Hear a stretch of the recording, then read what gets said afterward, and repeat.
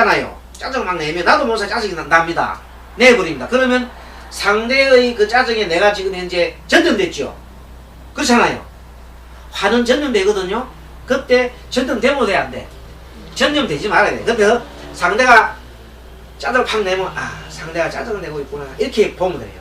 아이고 저 사람이 뭐 때문에 짜증 내지 참으로 어려운 게 있는가 보다 뭐 마음속으로 불쌍한 생각들면서 처근한 마음으로 물금히 바라봅니다.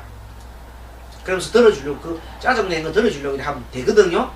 그런데 상대방이 짜증내는 것보다 더 크게 내가 짜증내버리면 싸움 나죠. 네, 그렇게 돼요. 자, 고해에 대한 신청 반응. 소극적인 사고에 열중하고 있을 때 소극적인 사고라는 것은 부정적인 사고를 말합니다. 긍정사고, 부정적인 사고에 있을 때는 기분이 좋을지 모르지만은 배나 가슴 같은 곳은 통증이 올 수가 있어요. 불교 명상의 기본 중 하나인 산음처라고 합니다. 자, 신체에 대한 관찰. 산음처가 뭔가 하면 몸에 대한 관찰이 맨 처음에, 두 번째 기분 감각에 대한 관찰, 느낌에 관한 관찰이죠. 세 번째는 마음에 관한 관찰, 네 번째 법칙에 관한 관찰. 이 네 단계의 계단을 순서대로 가는 것입니다. 그래서 처음에 자신의 신체를 철저하게 보는 것으로 시작해서 신체 감각의 관찰에 숙련된 마음이, 여러분 아까 요게 뭔데 호흡할 때 선생님 아까 처음에 있잖아요. 호흡할 때 뭐랬어요? 맨 처음에 자 호흡이 길면 긴 줄 알고 짧으면 짧은 줄 알고 처음에 집중했죠. 그 다음에 몸에서부터 이렇게 들어가면서 아까 이게 처음 시작이요 중간에 끝이 해줬잖아요. 이거는 몸에 대한 관찰이에요. 그러나 선생님 아까 느끼라 했죠. 그 느낌에 관한 관찰이란 말이에요. 그런 식으로 그 호흡을 가지고 여러 가지 관찰할 수 있어요. 자, 그래서 이렇게 신체 감각의 관찰에 숙련되면 마음이 어떤 것에 반응할 때마다 신체의 특정 장소에서 반응이 일어나는 것을 느낄 수가 있습니다. 그래서 누군가 공격하고 비판하면 자기도 모르는 사이에 어디가 아파요? 가슴이 아파요. 누가 뭐라 하잖아요. 누가 뭐라 하면 갑자기 가슴이 아파요. 아픈 데가 다 정해져 있어요. 가슴이 하고 소화가 안 됩니다. 우리 그 사람이 마음이 불편한데 소화 안 될 때는 가슴이 답답하지요. 예. 그 다음에 또 어찌 보면 의문이 생겨 납득이 안 갈 때 있잖아요. 명치 끝이 아픕니다. 명치 끝이. 막 대박 그냥 도대체가 뭘까 싶어서 막 이렇게 막 명치 끝이 막 아픕니다. 상대가 번뇌를 일으켜 공격할 때 그것에 반응하여 즉시 화를 내지 말고, 자, 자신도 번뇌를 일으켜 다른 사람을 공격할 수 있겠구나 라고 역지사지로 생각해 보면 되겠습니다. 아, 내가 상대가 막 화를 낼 때는 나도 이렇게 화를 내면 내가 기분 나쁘겠구나 역지사지 생각하란 말이죠. 알겠죠?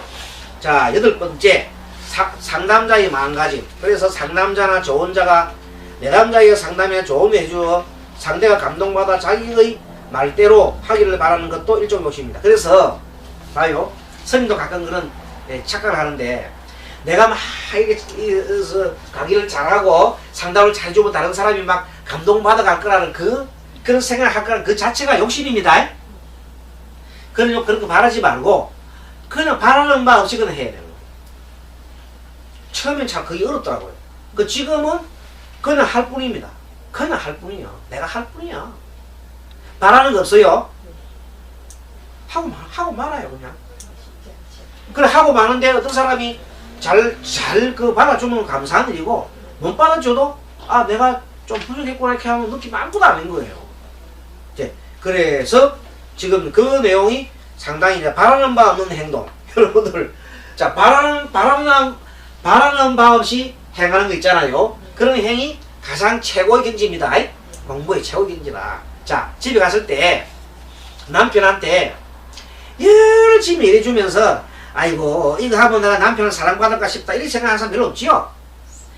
응? 남편을 위해서 열심히 할 뿐이잖아요. 그런데도 불구하고 가끔은 보면 좀 기대하는 수가 있죠? 이래 하고 나는데 남편이 못 알아주면 섭섭하잖아요. 인간인지라 그런 게 있어요. 특히 생일 때, 그 다음에 결혼기념일 때 그냥 지나가면 참 섭섭하지요. 그렇습니까? 잘 챙겨주세요. 네. 다행이네. 아이고, 참. 아유, 다 잘 챙겨준다. 행복하시겠어요. 예. 아무튼 상담자의 욕망이나 화를 깨끗이 청소하여 공의 상태로 상담에 응해야 좋은 상담할 수 있다. 자, 공이라는 것이 이겁니다. 바라는 바 없이 상담하는 겁니다. 바라는 바 없이 그냥 상담에만 지극하게 잘 응할 겁니다. 위안하고 있다고 생각했는데 상대가 오히려 더 힘이 들면, 더 힘들어하면 곰곰이 반성해야 합니다. 약해져 있는 상대에게 파고들어 자신의 생각이나 의견을 강요하여 영토 확대를 하고 싶어하는 그 경우가 있기 때문입니다. 그 처음에는 상담할 때 스님도 이런 걸 오를 많이 보면서요. 막 너무 열의를 막 내가지고 막 그냥 막 하다 보니까 상대가 전혀 못 알아듣는 거예요. 그때 내가 좀 우울해지더라고. 내 스스로가. 내가 우울해졌어요.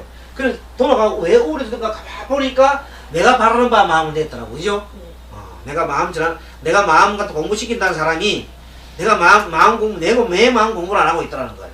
그런 걸 늘 보면서, 그렇구나. 이렇게 또 느끼게 봅니다. 자, 위안하고 있다고 생각했는데 상대가 오히려 더 힘들어하면 곰곰이 반성합시다. 약해져 있는 상대에게 파고들어 자기의 생각이나 의견을 강요하여 영토 확대를 하고 싶어하는 경우가 있기 때문입니다. 그래서 견의 번뇌, 견은 어리석음이죠. 네. 어리석음의 번뇌, 욕의 번뇌, 욕망의 번뇌, 그것들을 점검해서 좀 덜해진 것 같으면 좀 더 진지하게 상대의 괴로움에 대해서 상담해 줄 수 있을 거라고 생각합니다.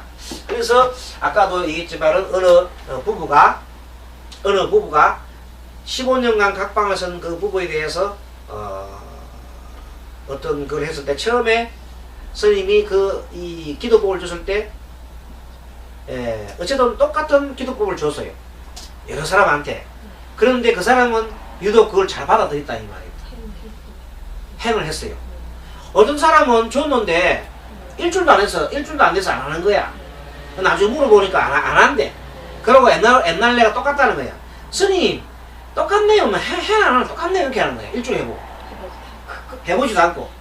근데 처음에 그 사람은 100일 했을 때도 얼마나 15년간 갖고 쓰는데 100일 해가 되겠어. 솔직한 말로. 100일 해가지고 해결을 본다 하면 그거는 도둑신고야. 솔직한 말로. 그렇게 100일 해갖고는 안 됐다 이 말이야. 근데 100일 하고 또 한 70 하니까 그때 하나의 이제 멈춰서 보이는 것도 싹이 생겼겠지요. 이때부터 그 효과가 온 거야. 그것이 어찌 부처님이 갚이라고 갚입니다. 그건 지금은 훌륭하게 잘 지내시는데 아무튼 그런 분들이 많이 나오시면 좋겠습니다. 자, 강의 잘 들었습니까? 네. 오늘 여기까지 강의하고 다음 시간 또 뵙도록 하겠습니다. 여러분 다 합장하시고 우리 3길 안 모셨네요. 네. 한번 다시 하겠습니다. 귀불양족존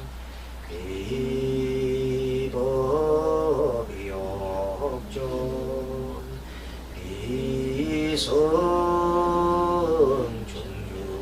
귀성중중존. 네, 여러분 오늘이 무슨 날인가 하면 부처님 성도제일입니다. 네, 성도제일날 오늘 저녁까지 공부하신 여러분들 다시 한 번 더 감사 말씀드리겠습니다. 여러분 다음 주 뵙겠습니다. 고맙습니다.